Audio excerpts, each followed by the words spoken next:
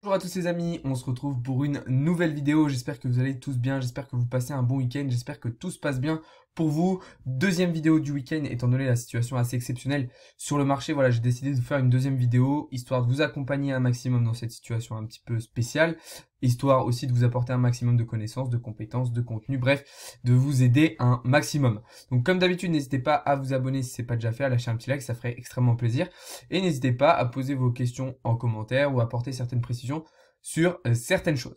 Donc voilà, on va pouvoir commencer la vidéo. Donc comme vous le savez, on a eu une très grosse correction sur le marché des crypto-monnaies dans la nuit de vendredi à samedi. On a l'exemple type ici clairement.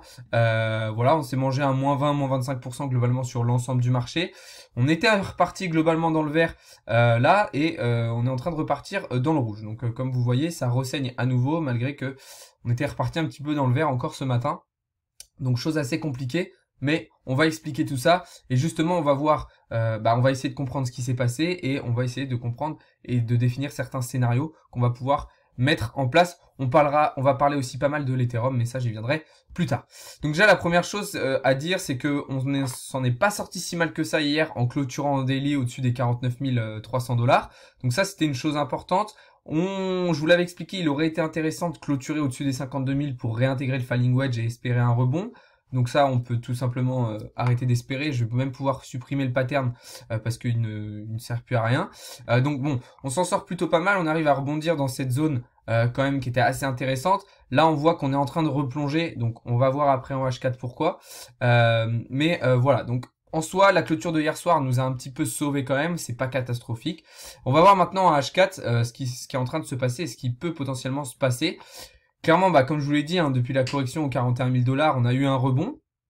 Un beau rebond même parce que je pensais pas qu'on allait revenir aussi haut et aussi vite. Hein. Alors aussi haut, tout est relatif, mais je pensais pas qu'on allait retoucher les 49 000 et quasiment 50 000 $ aussi rapidement.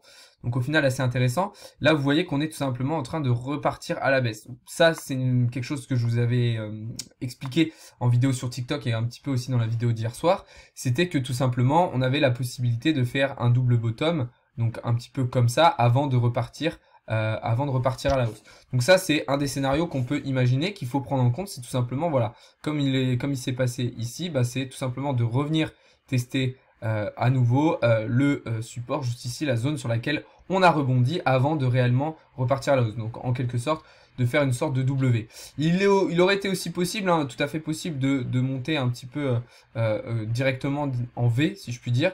Mais là, c'est clairement pas ce qui se dessine jusqu'à maintenant. Donc voilà, on peut imaginer un rebond ici. Attention, c'est aussi tout à fait possible qu'on rebondisse encore plus bas que ce qu'on a rebondi là. Même si moi, je suis assez optimiste et je pense que la situation devrait se stabiliser.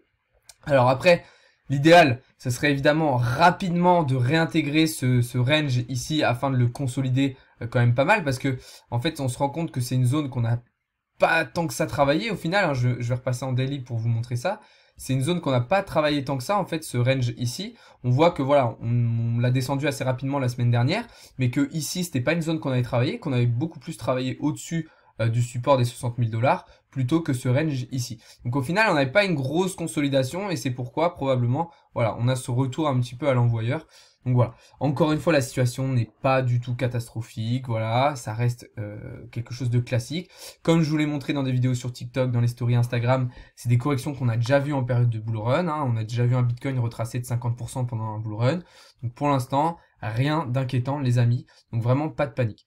Donc voilà un petit peu ce qu'on peut dire sur le Bitcoin. On va regarder rapidement en H1 ce qui est en train de se dessiner. Vous voyez que globalement en fait on a été rejeté sur le nuage ici et donc là clairement on est en train de recorriger à nouveau. Donc à voir, soit on rebondit maintenant là sur le bas du nuage, soit on rebondit dans la zone de rebond que dont je vous ai parlé précédemment.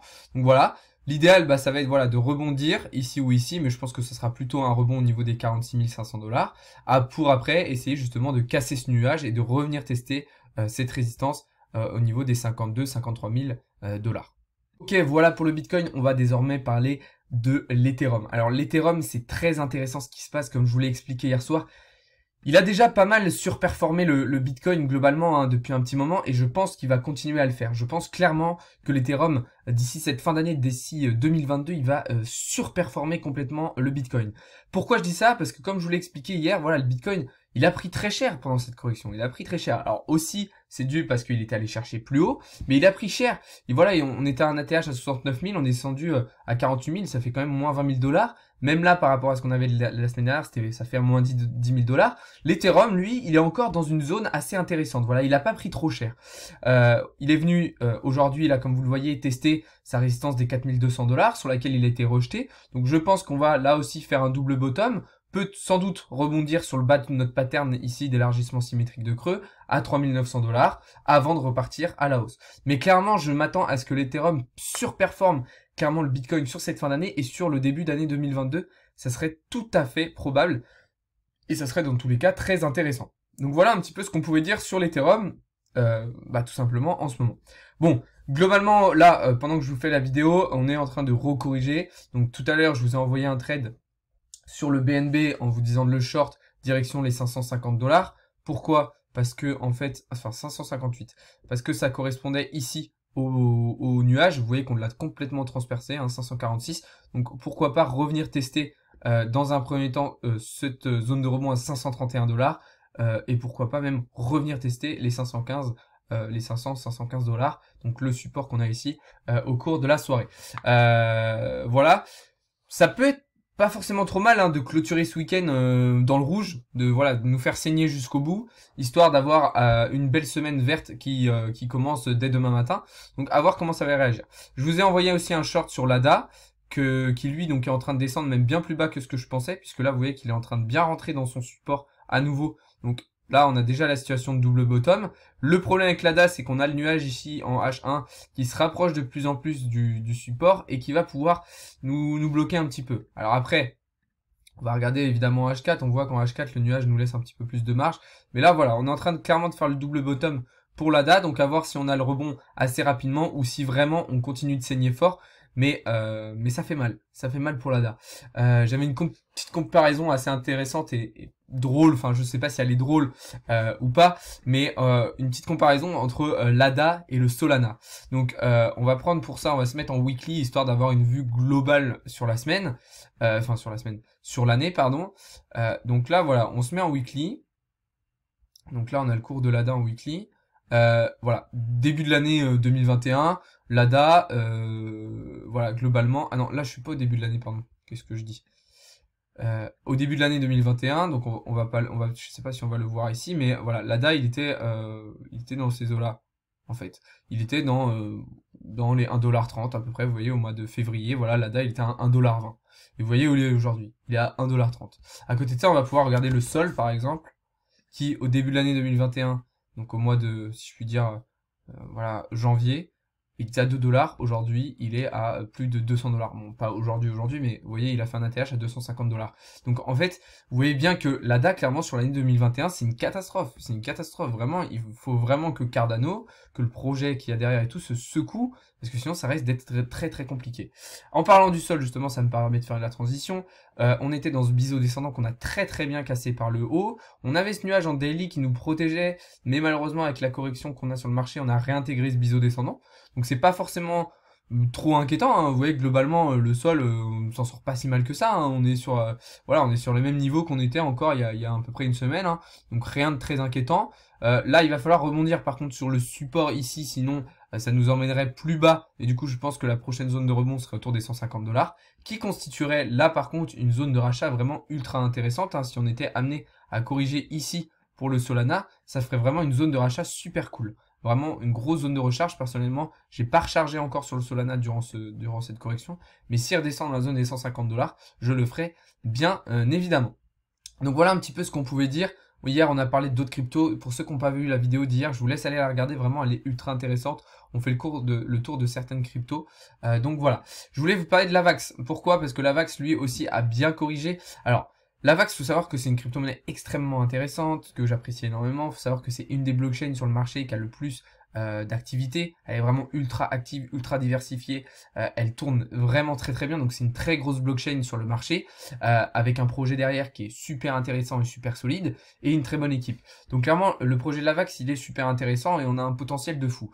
Donc là, clairement, recharger ici dans cette zone, ça peut être très intéressant. Alors là, on est peut-être encore un petit peu haut, mais imaginez qu'on revient sur ce support et donc qu'on attaque une zone plutôt ici, et ben là par contre là on est dans une zone de rachat absolument exceptionnelle. Si on arrive dans la zone ici des 70 $, si je puis dire, on va revenir en fait à ce qu'on était au mois d'octobre et même fin septembre, et c'est une zone, c'est les dernières zones où je vous avais dit de vous positionner avant qu'il soit trop tard pour la VAX. Vous voyez ce qui s'est passé après. Et ben là en fait on revient sur ces zones. Donc très intéressant.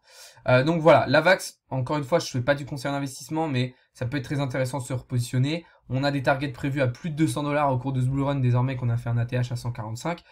Clairement, c'est des choses qu'on va aller chercher, c'est des targets qu'on va aller chercher. Donc zone de recharge intéressante. De toute façon, pour terminer cette vidéo, on est globalement voilà sur des zones de recharge, de rachat idéales sur l'ensemble du marché. Alors plus ou moins selon les cryptos, mais globalement voilà, on est sur des zones de recharge assez intéressantes. Donc profitez-en. Encore une fois, il faut pas venir pleurer dans 3 semaines en train de dire oh putain, je suis dégoûté, j'ai pas rechargé pendant ce dip, etc., etc. Voilà. Une dernière chose que je voulais dire aussi, que j'ai pas précisé en vidéo hier, mais que j'ai précisé ce matin sur TikTok, c'est que voilà, un flash crash comme ça, d'une telle violence, d'une telle rapidité, le marché il va avoir besoin d'un petit peu de temps, un minimum de temps, pour tout simplement le digérer, l'encaisser en fait. C'est comme voilà un sportif qui se blesse. Voilà, parce que il a trop couru avant, hein. Donc là, on pourrait dire que le Bitcoin, imaginons que le Bitcoin, on va faire une petite métaphore pour terminer la vidéo. Le Bitcoin, c'est un sportif, c'est Cristiano Ronaldo. Voilà, Cristiano Ronaldo, et voilà, aujourd'hui il commence à avoir de l'âge, bref, ça fait un moment qu'il joue. Là, sur l'année, par exemple, boum, il a super bien performé, il a enchaîné les grosses perfs, les gros matchs, nanana, jusqu'à un moment arrivé où ça commence à être dur. Et il se blesse. Il se blesse et une grosse blessure. Bah là, c'est exactement ça. Flash crash, grosse blessure. Bah Cristiano Ronaldo, pour se remettre de sa blessure et revenir au plus haut niveau, ici, bah il va avoir besoin d'un peu de temps, ça va pas se faire en un claquement de doigts. Bah le Bitcoin, c'est la même chose. On a très bien performé sur le mois d'octobre-novembre. Là, bah voilà, grosse correction, grosse blessure, flash crash. On va avoir besoin d'un peu de temps pour digérer un petit peu tout ça, pour encaisser un petit peu tout ça, avant de repartir à la hausse. Donc voilà un petit peu pour terminer cette vidéo. Ça va pas se faire en un claquement de doigts, alors à moins qu'il y ait une grosse manipulation de marché, mais ça va pas se faire en un claquement de doigts. Par contre, lui, l'Ethereum va pouvoir performer, comme je vous le disais tout à l'heure, de manière plus intéressante. Donc je vais bien regarder l'Ethereum. Moi personnellement, j'ai rechargé ici pour l'Ethereum, même un peu plus bas. J'en ai profité. Donc voilà, encore une fois, ce n'est pas du conseil d'investissement. Pensez bien à faire vos propres recherches, à faire votre propre avis. Et voilà. J'espère que cette vidéo vous aura plu, j'espère que je vous aurai éclairé.